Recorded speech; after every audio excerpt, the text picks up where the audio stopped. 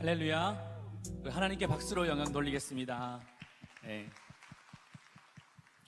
한성교회 금요 성령 집회에 온라인으로 참석하시는 모든 성도님들 축복합니다. 오늘은 금요 성령 집회가요, 우리 청년부 수련회 리게인 2021로 함께 진행됩니다. 특별히 우리 청년들이 현장에 나오지 못하지만 우리가 사모하며 각자의 처소에서 기도하며 예배할 때 하나님의 임재가 랜선을 통하여 흘러갈 것을 믿습니다. 여러분 성도님들, 우리 청년들을 위해서 많이 기도해 주시면 좋겠습니다. 우리 청년들 한번 인사하겠습니다. 화면 한번 비춰주시면 유하라고 인사하겠습니다. 유하. 네, 우리 성도님들도 한번 인사해 주시겠어요? 유하라고 외쳐주시면 좋겠습니다. 유하. 네, 유하가 뭐냐면 우리 청년부가 뉴엑츠입니다. 새로운 사도신경을 써가는, 사도행전을 써가는 그런 우리 공동체인데요. 여러분들 많이 기도해 주시고 우리 한성교회 청년부가 대한민국의 등불과 한국교회의 미래가 될 수 있도록 여러분 많은 기도 부탁드리도록 하겠습니다. 오늘 이 밤에 주신 하나님의 말씀을 보겠습니다. 로마서 1장 1절에서 4절까지 말씀 보겠습니다. 화면을 참조해 주시길 바라겠습니다.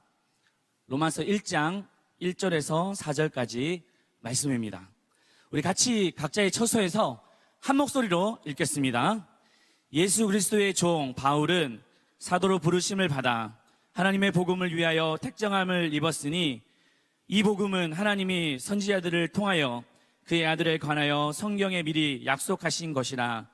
그의 아들에 관하여 말하면 육신으로는 다윗의 혈통에서 나셨고 성결의 영으로는 죽은 자들 가운데서 부활하사 능력으로 하나님의 아들로 선포되셨으니 곧 우리 주 예수 그리스도니라. 아멘. 우리 강사 목사님을 소개할 때요, 제가 구두로 하지 않고 영상을 보시면서 소개하겠습니다. 영상이 마치면 여러분 박수로 환영해 주시면 감사하겠습니다.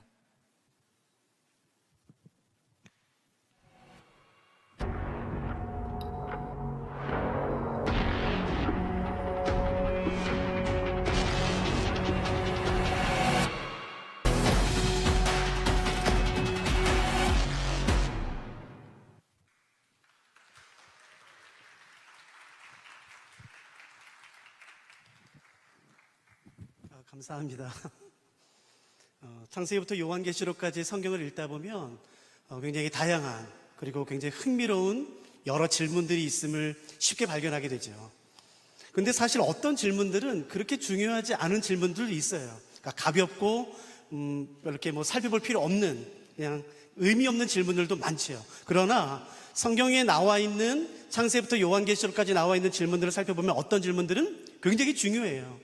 그래서 그 의미가 굉장히 깊기 때문에 반드시 그 질문의 의도와 그 질문에 대한 답을 살펴보는 것은 굉장히 중요합니다.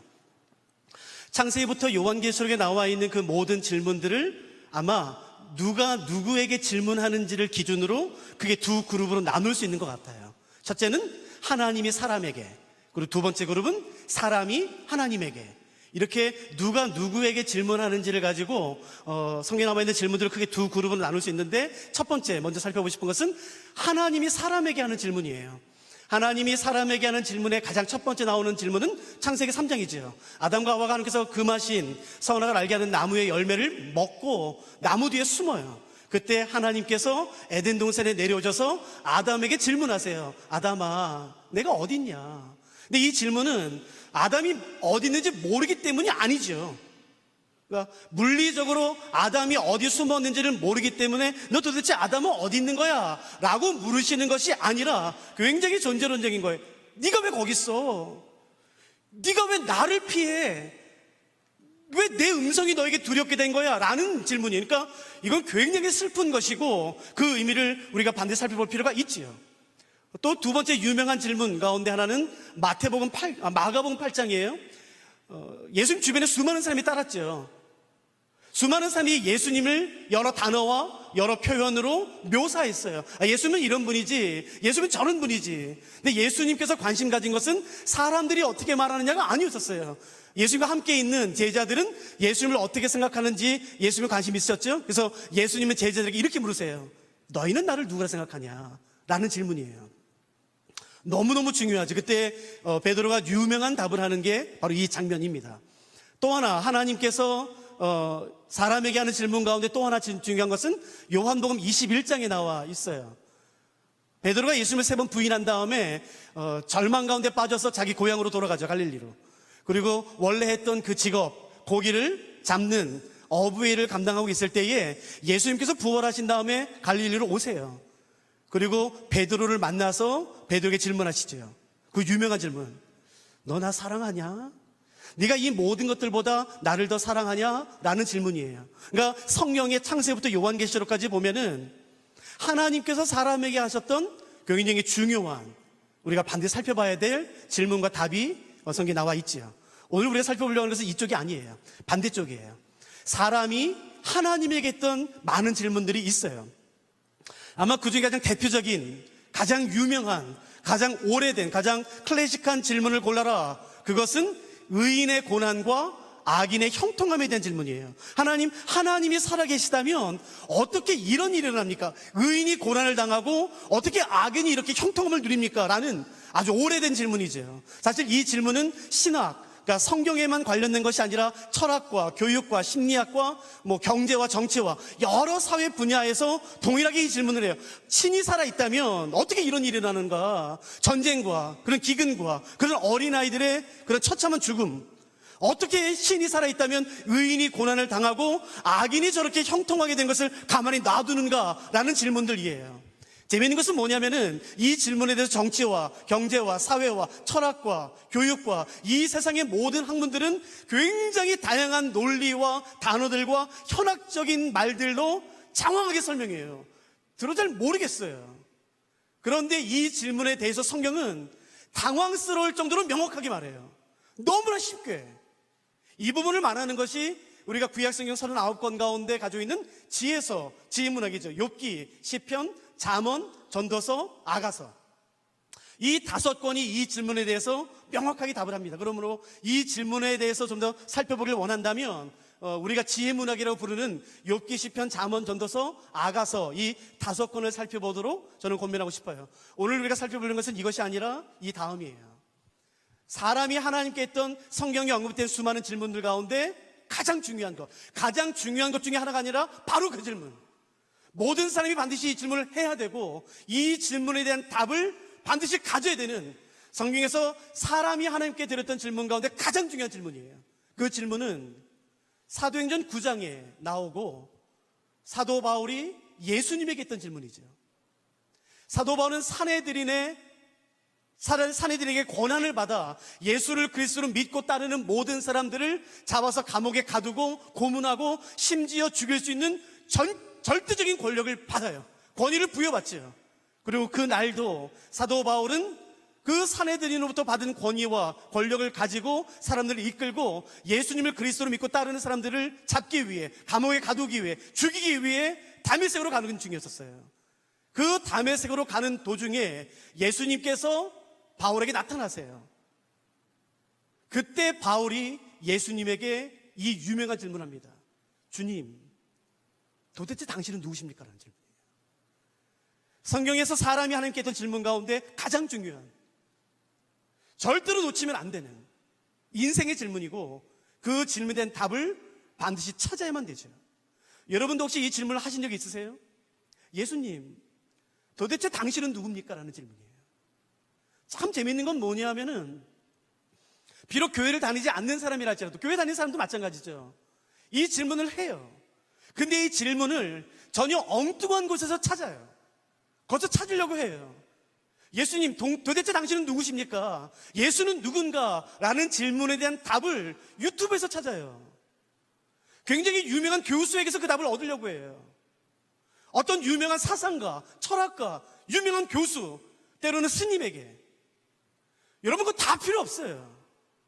왜냐하면 그 질문에 대한 답은 예수님만 하실 수 있기 때문에 그래요.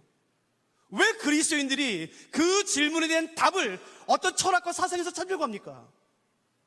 예수님에게 그 질문을 했다면 도대체 예수님은 그 질문에 대해서 스스로 그래 나는 이런 존재야 라고 하는 예수님의 답을 찾을 필요가 있겠죠. 왜 예수님에 대한 것을 다른 어떤 교수에게 묻습니까? 목사도 아닌 것이에요. 예수님, 주님, 당신은 도대체 누굽니까? 라는 질문을 예수님에게 했다면 그 질문에 대한 답은 반드시 예수님에게 들어야 되는 것이에요.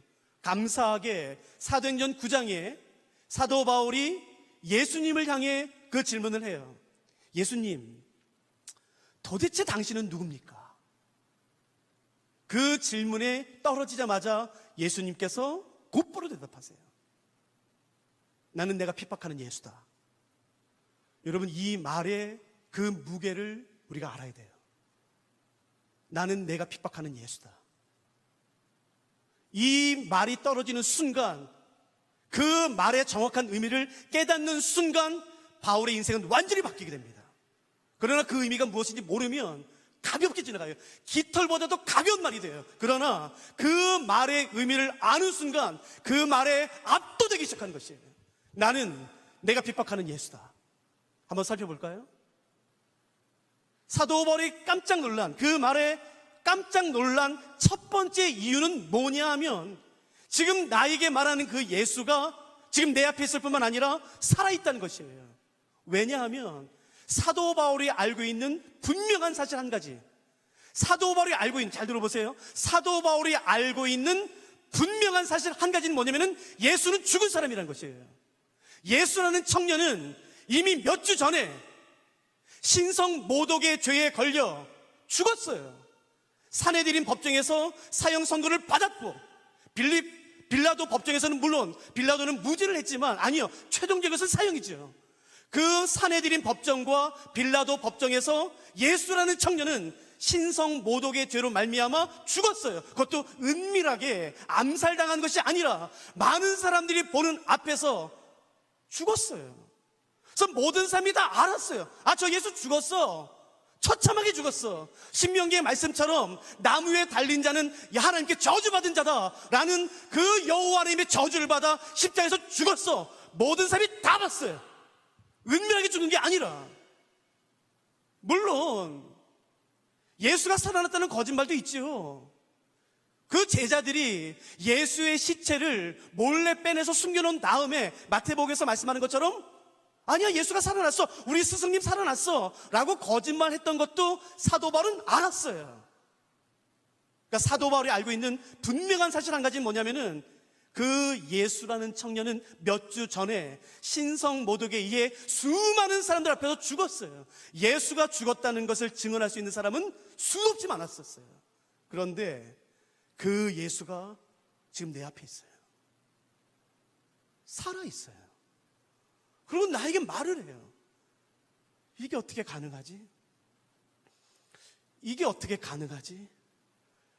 여러분, 얼마나 많은 그리스도인들이 예수님을 죽은 신처럼 섬기는지 모릅니다. 그 예수님이 지금 살아계세요. 동일한 능력과 하나님의 동등된 위격과 그 전능한 지혜와 그 능력으로 지금 살아계세요. 그 능력으로 지금 사도 바울 앞에서 말씀하세요. 깜짝 놀랄 수밖에 없는, 압도당할 수밖에 없는 그 영광으로 나타나셔서 사도 바울에게 말씀하세요. 그리고 바울에게 했던 그 말은 바울의 인생을 완전히 바꿔놓습니다. 나는 내가 핍박하는, 박해하는 예수다라는 것이에요. 사실 이 말씀은 한글 성경으로 번역될 때에 한글 어순을 따랐기 때문에 좀 아쉬운 마음이 있어요. 왜냐하면 헬라어 성경을 보시면 어순이 바뀌어 있어요. 나는 예수다가 먼저예요. 나는 예수다, 내가 핍박하는 이 뒤로 빠지게 돼 있어요, 원래는. 그러므로 사도 바울이 들을 때는 어떻게 들었냐면은 나는 예수야, 내가 핍박하는 이지요. 여러분, 이 단어는 유대인들이 절대 사용하지 않습니다. 왜냐하면 한번 들어보세요. 이때 예수님께서 바울에게 했던 헬라어는 이것이에요. 에고 에이미 이예수스. 유대인들은 절대 이 말을 쓰지 않습니다. 제가 헬라어 이미 알고 계신 분도 많지만 제가 한번 잠깐만 설명드릴까요?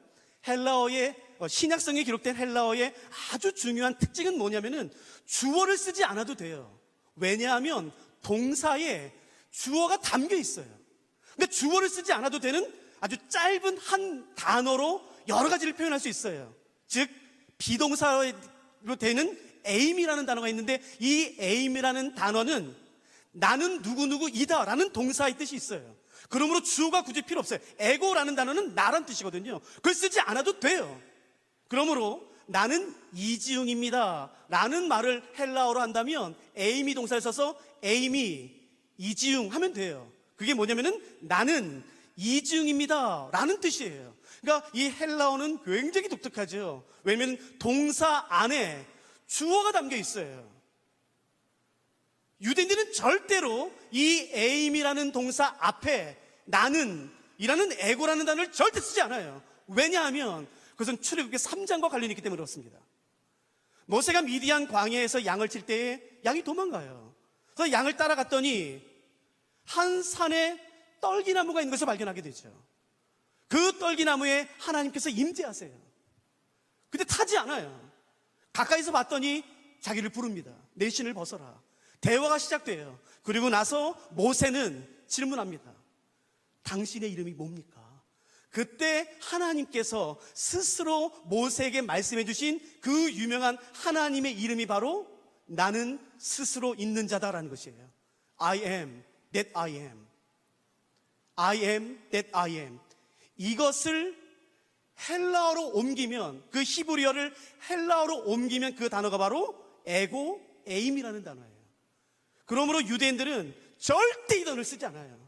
하나님의 이름은 입 뻥끗하지 않습니다. 하나님의 이름을 다른 단어로 바꿔서 말할지언정 절대로 하나님의 이름 야훼, 여호와라는 히브리어 내자는 절대 발음하지 않아요. 그거를 헬라어로 바꿔놓은 게 에고 에임이에요. 근데 예수님이 말씀하세요. 에고 에이미 라는 말을 들었을 때에 사도 바울은 깜짝 놀랄 수밖에 없었겠죠. 그 말을 했다는 것은, 누군가가 그 단어를 썼다는 것은 곧 자기 자신이 하나님이라는 뜻인 것이에요. 분명히 예수는 청년은 죽었어요. 신성 모독죄에 의해서 그 예수가 죽었다는 것을 증언할 수 있는 수많은 사람들 앞에서 죽었어요. 근데 그 예수가 살아있어요. 그리고 그 예수가 나에게 와서 말해요. 에고 에이미. 여기까지만 말해도 돼요. 그 다음에 말합니다. 예수스. 이 문장은 기가 막힌 문장이죠. 에고 에이미라는 단어는 하나님의 신성을 말하는 것이에요. 하나님의 하나님 되심. 예수는 완전한 사람이 되신 예수님을 말하죠. 그러니까 이 짧은 한 문장에 완전한 하나님 되신 예수 그리스도와 완전한 사람 되신 예수 그리스도의 이 두 가지 속성이 함께 담겨있는 기가 막힌 문장이에요. 이 단어의 무게를, 이 문장의 무게를 깨달았을 때 여러분 사도 바울의 인생은 한 번에 바뀝니다. 정말 예수가 그리스도시구나. 사도 바울이 그것을 깨닫는 순간, 내 앞에서 지금 나에게 말하는 이 예수가 구약에 언급된 바로 그 메시아라는 것을 깨닫는 순간 바울의 인생은 한 번에 바뀝니다. 참 재밌죠? 유대인들은, 아이가 태어나면, 제 친구 중에도 라삐가 있는데 물어보면 지금도 경건한 가정의 경우, 유대인들은요, 경건한 가정의 경우 아이가 태어나면은 4살부터 12살까지 모세오경을 통째로 암기시켜요. 창세기, 출애굽기, 레위기, 민수기, 신명기. 그리고 이 모세오경을 공부시킵니다. 물론 유대인들의 어떤 학파에 따라서 어떤 학파는 구약성경 39권 전체를 성경으로 인정하지 않고 모세오경만을 성경으로 인정하는 사건도 있어요. 굉장히 보수적인. 그러나 대부분의 유대인들은 구약성경을 다 인정하죠. 아무튼 구약성경을 공부하게 해요. 구약성경 창세기부터 말라기까지 보면 그 예수 그리스도 메시아에 대한 예언이 모든 성경에 나옵니다. 메시아가 올 것이다. 하나님께서 메시아를 보내실 것이다. 그 메시아를 통해 하나님께서 사람들을 구원할 것이다 라는 것이 창세기부터 말라기까지 어떤 성경도 빠지지 않고 다 나와요. 그 그리스도 메시아에 대한 예언이 다 나오죠. 그래서 유대인들은 메시아가 올 것을 알았어요. 아니요, 기대했어요. 그래서 이 사람이 메시아인가? 그렇게 속아요. 아, 이 사람 아니야. 그러면 속지 말아야 되잖아요. 아니요, 또 속아요. 또 속아요. 그만큼 유대인들의 메시아에 대한 갈망은 누구도 따라올 수 없었습니다. 그 갈망, 갈증, 열망, 열정, 그 유대인들의 메시아에 대한 열정은 그 누구도 따라올 수가 없었죠. 근데 재미있는 것은 뭐냐면은 정말 성경에서 말한 메시아이신 예수께서 오셨음에도 불구하고 알아채는 사람이 아무도 없었어요. 심지어 바울도. 그 구약에 기가 막힌 지식을 가지고 있었던 바울조차도 예수님이 왔을 때 이 예수님이 구약 성경에 언급된 바로 그 메시아다라는 것을 깨닫지 못했어요. 혹시 왠 줄 아시겠어요? 왠 줄? 사람들이 기대하고 생각하는 메시아와 성경에 정말 예언된 메시아의 모습이 달랐어요. 사람들이 기대했던 메시아는 성경에서 언급된 바로 그 메시아가 아니었었어요. 사람들이 기대한 메시아는 누구였냐면은 흰 말을 타고 온갖 보석으로 화려하게 장식된 왕관을 쓰고 화려한 옷을 입고 외투를 입고 그 백마를 타서 긴 칼을 옆에 차고 감히 셀 수 없는 수많은 군대를 거느리고 온 그 왕을 기대했어요. 누구 감히 범접할 수 없는 그 위엄과 영광과 그 권위로 가득한 그 영광스러운 왕을 기대했어요. 그래서 그 왕이 마침내 이 땅에 와서 자기들을 괴롭히며 핍박하는 모든 존재들을 한 발에 무찌르고 자기들을 구원할 것이라 믿었어요.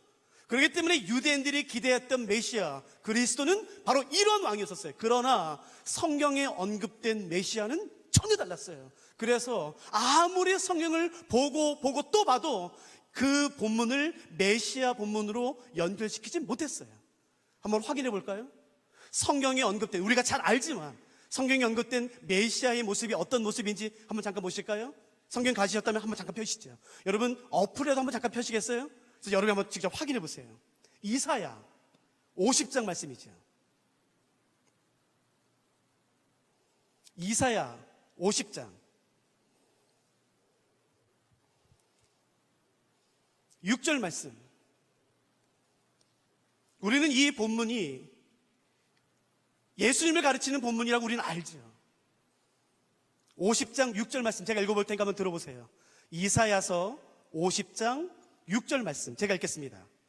나를 때리는 자들에게 내 등을 맡기며 나의 수염을 뽑는 자들에게 나의 뺨을 맡기며 모욕과 침뱉음을 당하여도 내 얼굴을 가리지 아니하였느니라. 우리는 이 본문이 예수님을 가리키는 본문이 알아요. 그러나 유대인들은 절대 믿지 않습니다. 이 본문은 난해 구절이에요. 도대체 여기서 말하는 이 그가 누구냐? 아니야, 이건 메시아일 수가 없어. 아니야, 메시아면 안 된다고 말하는 것이에요. 왜 메시아가 뺨을 맞아? 왜 메시아가 침뱉음을 당해? 왜 메시아가 고개를 숙이고 수치를 당해? 절대 메시아가 되면 안 된다고 생각해요. 그래서 이 본문을 메시아로 받지 않습니다. 하나만 더 볼까요? 이사야서 53장 그 유명한 말씀 제가 1절부터 읽어볼 테니까 천천히 한번 따라와 보세요. 이사야서 53장 1절부터 우리가 전한 것을 누가 믿었느냐? 여호와의 팔이 누구에게 나타났느냐?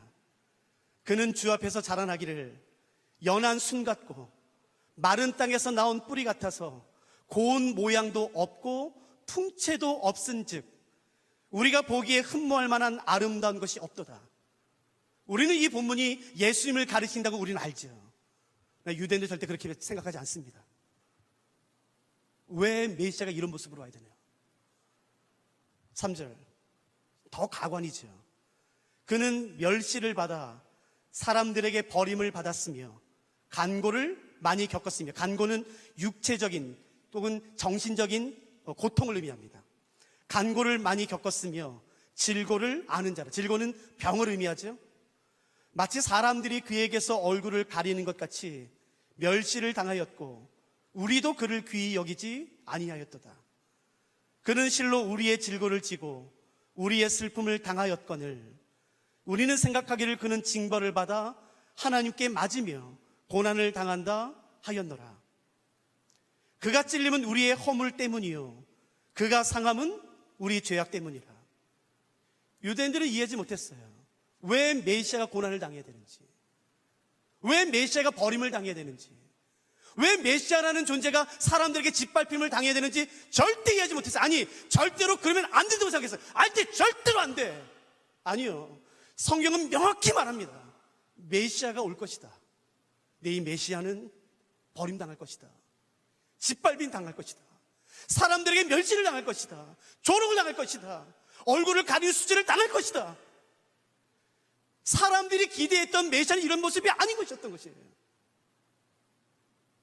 5절 제가 다시 한번 읽어볼까요? 그가 찔림은 우리의 허물 때문이요, 그가 상함은 우리의 죄악 때문이라. 그가 징계를 받음으로 우리가 평화를 누리고 그가 채찍에 맞음으로 우리는 나음을 받았도다. 우리는 다 양 같아서 그릇 행하여 각기 제 길로 갔거늘 여호와께서는 우리 모두의 죄악을 그에게 담당시키셨도다. 그가 곤욕을 당하여 괴로울 때에도 그의 입을 열지 아니하였으며 마치 도수장으로 끌려가는 어린 양과 털 깎는 자 앞에서 잠잠한 양같이 그의 입을 열지 아니하였도다. 그는 곤욕과 신문을 당하고 끌려갔으나 그 세대 중에 누가 생각하기를 그가 살아있는 자들의 땅에서 끊어짐은 마땅히 형벌받을 내 백성의 허물 때문이요 하였으리요. 우리도 그렇게 생각하지 않았어요. 예수가 죽는 것을 나 때문에 생각하지 않았어요. 메시아는 그러면 안 된다고 생각했어요. 확신했어요. 메시아는 영광스러워야 돼요. 메시아는 능력이 많아야 돼요. 화려해야 돼요. 카리스마로 가득해야 돼요. 능력이 가득해야 돼요. 아니요, 사람들이 기대하고 원했던 메시아의 모습과 정말 성경에 언급된 메시아의 모습은 완전히 달랐어요. 그렇기 때문에 하나님께서 보내신 구약 성경에 언급된 바로 그 메시아가 오셨음에도 불구하고 사람들은 알아채지 못했어요. 심지어 바울도. 그러나 예수님께서 분명히 많은 사람들 앞에서 신성 모독죄로 죽은 바로 그 예수라는 청년이 살아서 바울 앞에서 에고 에이미 이 예수스, 나는 예수다 라는 그 무게감 있는 말을 했을 때에 바울은 그때 비로소 깨달아요. 이 예수님이 구약에 언급된 바로 그 메시아구나 라는 걸 그때 깨달아요. 구약의 방대한 지식을 가지고 있었던 그 사도 바울, 창세기부터 말라기까지 그 구약의 해박한 지식을 가지고 있었던 사도 바울인데, 그 구약의 성경 지식, 하나님 말씀 지식에 예수가 빠지자 그 지식은 사도 바울을 교만하게 만들었어요. 폭력적으로 만들었어요. 자기 의로 가득 차게 만들 뿐만 아니라 다른 사람을 판단하고 정죄하는 일에 그의 모든 구약 지식이 사용됐어요. 그러나 그 동일한 지식에 예수가 들어가자 그 지식이 그를 완전히 변화시켰습니다. 지식이 바뀌지 않았어요. 딱 하나, 그가 알고 있었던 구약의 모든 지식 가운데 단지 예수가 없었을 뿐인 것이에요. 예수가 빠지자 그 지식은 폭력으로 바뀌었고 자랑으로 바뀌었고 자기 의로 바뀌었고 다른 사람을 정죄하고 판단하며 심지어 죽이는 데 사용된 것이에요. 그러나 그 똑같은 구약의 지식에 예수가 들어가자 그 지식이 바울을 부드럽게 만듭니다. 다른 사람을 희생시켜 나의 유익을 얻는 것이 아니라 나를 희생시켜 다른 사람을 유익을 주는데 그 동일한 지식이 사용돼요. 예수가 들어가자. 예수가 빠진 예배, 예수님이 없는 교회, 예수님이 없는 성경 공부를 조심하십시오. 화려한 논리, 현학적인 말, 아니요, 교회는 그걸 위해 세워진 것이 아닌 것이에요. 아무리 화려하고 수많은 재정이 있다 할지라도 거기 예수가 빠지면 그 지식은, 그 돈은 반드시 폭력적이 됩니다. 자신의 성을 쌓는 소돔과 고모라가 되는 것이에요. 그러나 예수가 들어가는 순간 그 동일한 돈이, 동일한 시스템이, 동일한 사람이 하나님의 나라와 하나님의 의를 이루는 삶이 되는 것이에요. 본질은 예수입니다. 다른 것이 아닌 것이에요. 우리가 붙잡아야 될 것은 다른 것이 아닌 것이에요. 오직 예수 그리스도, 오직 예수 그리스도. 그 예수가 우리 사랑하는 한성교회의 중심이 되시는 순간, 지금도 중심이지만 더 온전한 중심으로 되시는 순간 여러분, 교회는 더 달라지기 시작하는 것이에요. 우리가 붙잡고 우리가 따라가야 되는 것, 여러분, 그건 논리가 아닌 것이에요. 화려함이 아닌 것이에요. 더 유명해지는 것이 아닌 것이에요. 누가 오늘 이 예수를 붙잡으시겠습니까? 로마서에서 사도 바울은 말하지요. 예수 그리스도의 종 바울은 사도로 부르심을 받아 하나님의 복음을 위하여 택정함을 입었다라고 자신 있게 말해요. 나 예수 그리스도의 종 바울은 예수 그리스도의 사도로 부르심을 받았다. 그 부르심 받은 이유는 오직 하나, 복음 때문이라고 말하는 것이에요. 여러분, 복음이란 단어를 교회만큼 많이 사용하는 것이 어디 있습니까? 유앙겔리온, 그 유명한 단어. 복음만큼 교회에서 많이 사용한 단어가 어디 있습니까? 이제 질문해 볼까요? 도대체 복음이 뭡니까? 복음. 도대체 복음. 사도 바울은 이렇게 말하죠. 예수 그리스도의 종 바울은, 사도로 부르심을 받아 이 복음을 위하여 택정함을 입었다. 그리고 이제서 바로 말해요. 이 복음은, 나는 복음을 위해 택정함을 입었는데 이 복음이 무엇인지 내가 너희에게 설명하겠다 라고 시작하는 것이 로마서예요. 여러분, 복음이 뭔지 아시겠습니까? 오늘 이후로 절대로 운동하지 마세요. 저는 오늘 세련된 말을 전하러 온 사람이 아니니까. 저 학교에서 히브리 문학기법 가르쳐요. 그거 해드려요? 수사 가르쳐 드릴까? 여러분, 그게 본질이 아니에요. 그거 몰라도 아무 문제 없어요. 도대체 복음이 무엇인가? 혹시 종이로 된 성경을 가지신 분이라면 펜을 한번 꺼내 보시겠어요? 그래서 여러분 성경에 한번 펴세요. 로마서 1장, 오늘 본문이죠. 로마서 1장, 제가 표시하는 곳에 괄호를 치세요. 제가 1절부터 읽어볼게요. 집에 계신 분들은 유튜브나 줌으로도 지금 함께 하시잖아요. 빨리 가져오세요. 펜 가져오세요. 그리고 성경에 뭘 표시해도 되는 사람이 있다면 성경에 표시하세요. 제가 말씀드릴 테니까. 1절, 예수 그리스도 종 바울은 사도로 부르심을 받아 하나님의 복음을 위하여 택정함을 입었으니 이 복음은, 다음에 괄호를 치세요. 괄호. 이 복음은 하나님부터 괄호 치세요. 왜냐하면 헬라어 원문을 보시면 이것은 삽입구절로 되어 있어요. 삽입구절. 여러분, 근데 절대로 오해하시면 안 되는 게, 삽입구절이라는 것은 문장의 형식 때문에 빼도 된다는 것이지 이 내용이 중요하지 않다는 뜻은 아니에요. 이해되셨죠? 절대로 오해하면 안 돼요. 이 내용은 오늘 여기까지 설명드리지 못하겠지만 이 괄호를 치라는 내용은 핵심 중의 핵심, 복음의 핵심 중의 핵심, 너무너무 중요해. 그러나 문장의 형식으로 봤을 때에 빼도 말이 되기 때문에 제가 괄호를 치라는 것이에요. 자, 하나님이부터 괄호를 치세요.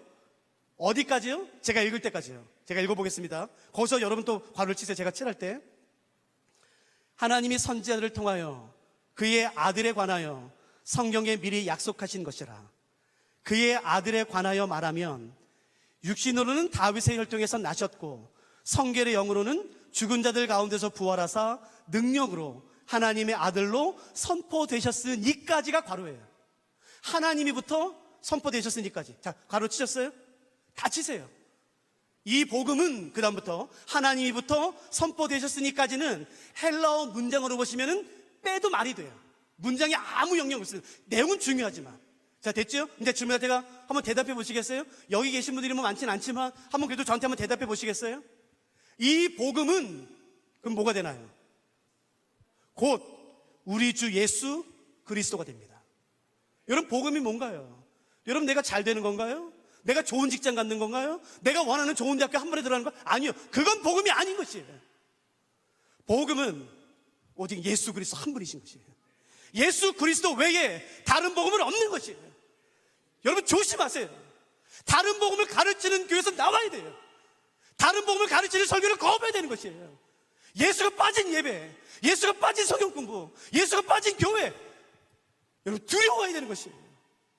교회의 본질은, 설교의 본질은, 성경 공부의 본질은, 예배의 본질은 언제나 예수 그리스도가 되어야 되는 것이에요. 왜요? 복음은, 이 복음은 곧 예수 그리스도이기 때문에 그런 것이에요. 그러므로 복음을 설명할 때엔 반드시 두 가지가 들어갑니다. 도대체 예수님이 누구냐? 그리고 두 번째, 예수님이 어떤 일을 했느냐라는 것이에요. 그래서 로마서는 예수님이 어떤 분이시며 예수님께서 어떤 일을 행하셨는지로 가득 찹니다. 로마서를 해드리면 좋겠지만 오늘 다 못해요. 그러니까 읽으세요.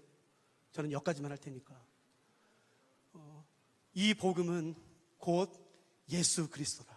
그리고 가로를 친 부분은 요약하자면 예수님은 완전한 하나님이시면서 완전한 사람이시다 라고 말하는 그 복음의 핵심 중의 핵심이죠. 그리고 로마서 1장 16절에서 사도 바울은 이렇게 말합니다. 한번 보실까요? 내가 복음을 부끄러워하지 아니하노니. 나는 복음을 부끄러워하지 않는다고 말해요. 고건법이라는 거예요. 반대로 말해서 강조하는 것입니다. 나는 돈을 많이 벌어 이렇게 말하지 않죠.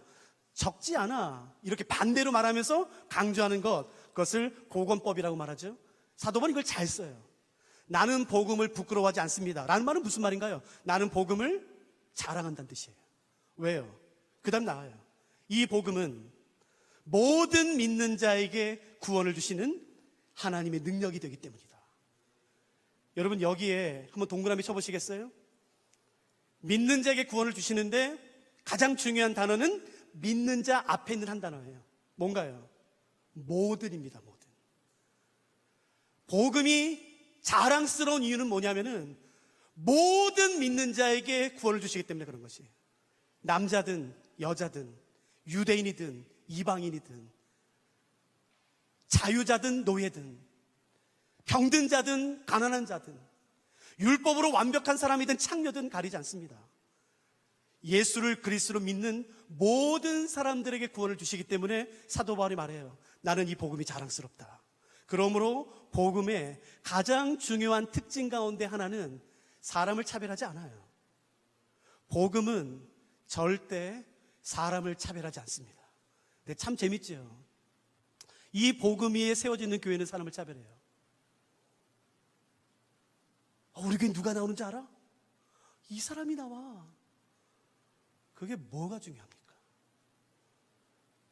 여러분, 복음은 사람을 차별하지 않아요. 그가 가진 조건으로 그 사람을 부끄럽게 만들지 않는 것이에요. 여러분, 이 복음 때문에 우리가 여기 있는 것입니다.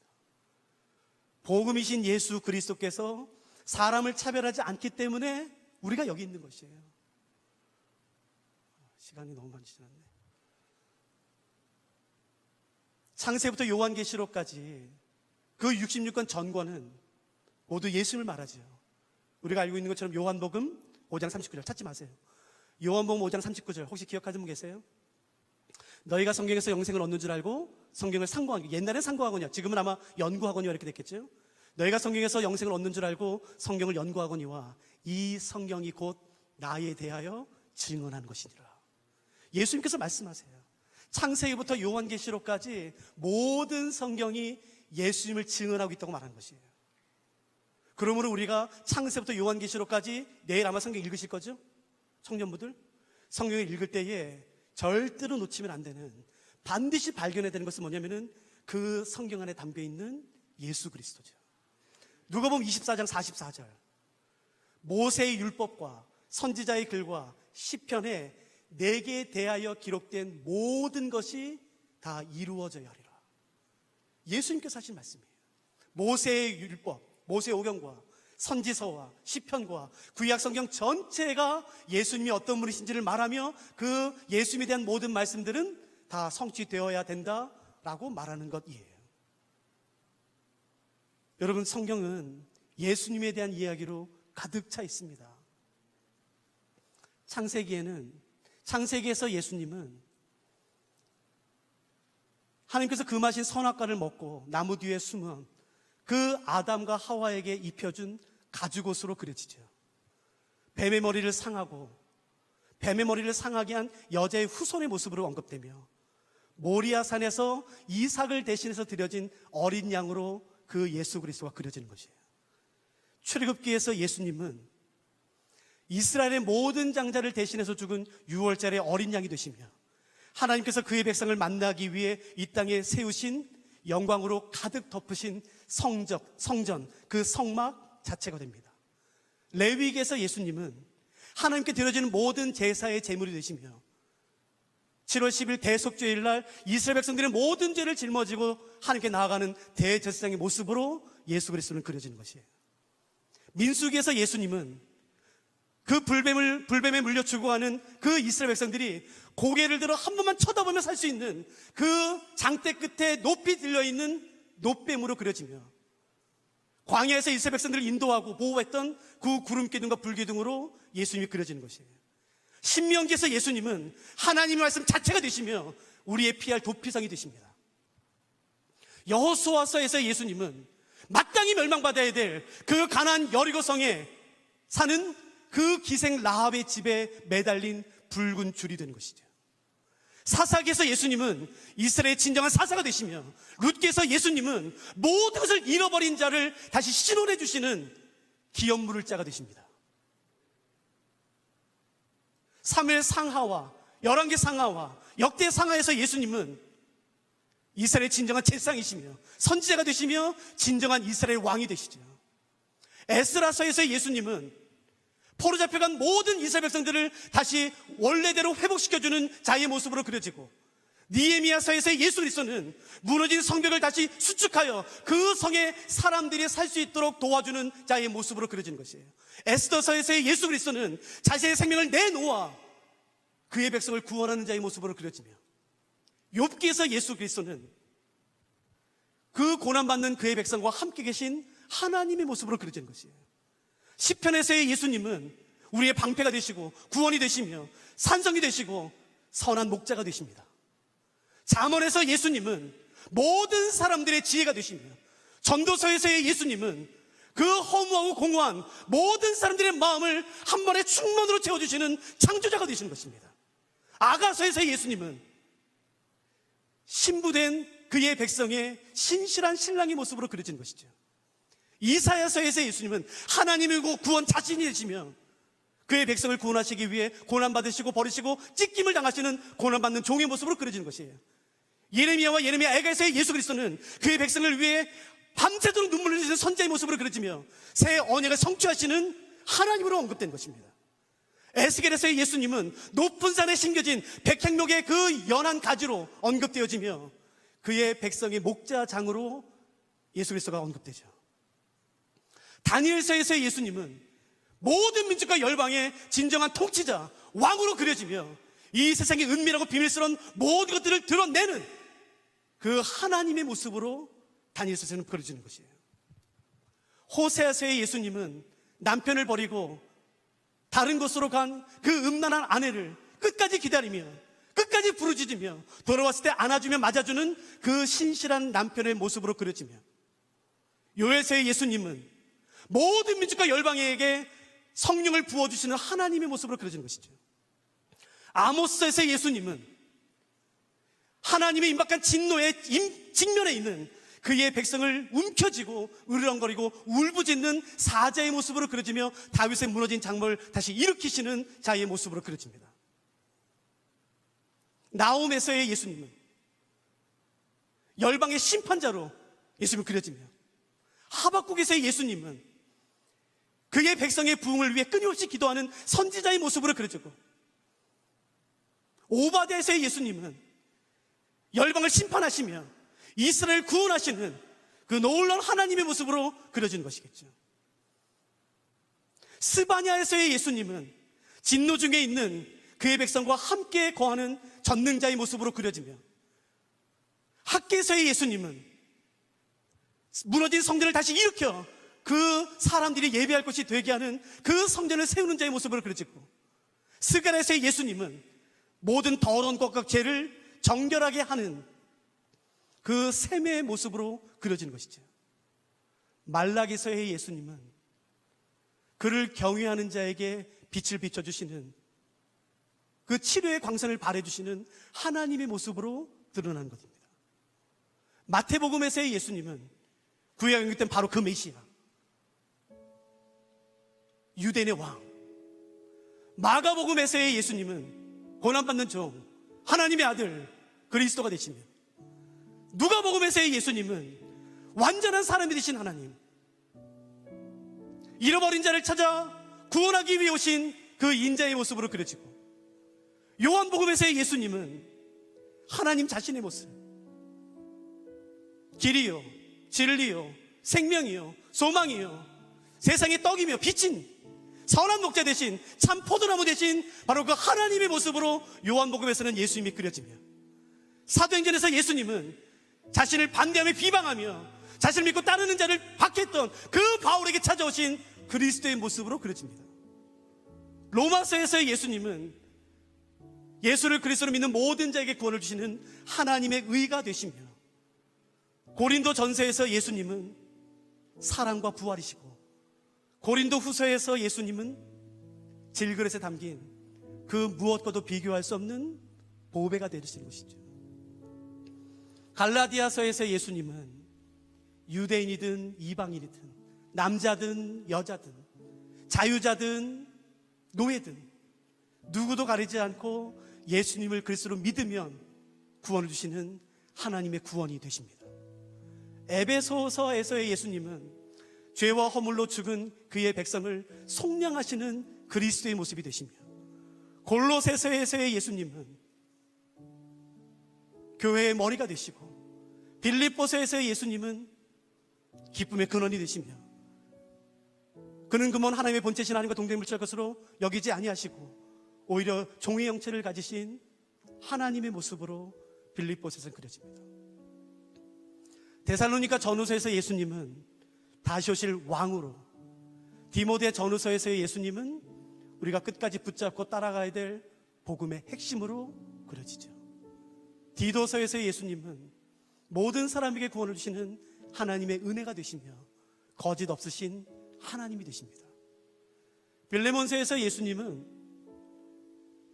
결단코 용서할 수 없는 그 사람을 용서하시는 친구의 모습으로 그려지고, 히브리서에서의 예수님은 구약 언급된 모든 선지자보다 뛰어나시며 천사와 모세보다 뛰어나시고 여호수아가 준 안식보다도 더 뛰어난 안식을 주시며 만유의 상속자가 되시고 영광의 광채가 되시는 하나님의 모습으로 히브리서에서 그려지는 것이에요.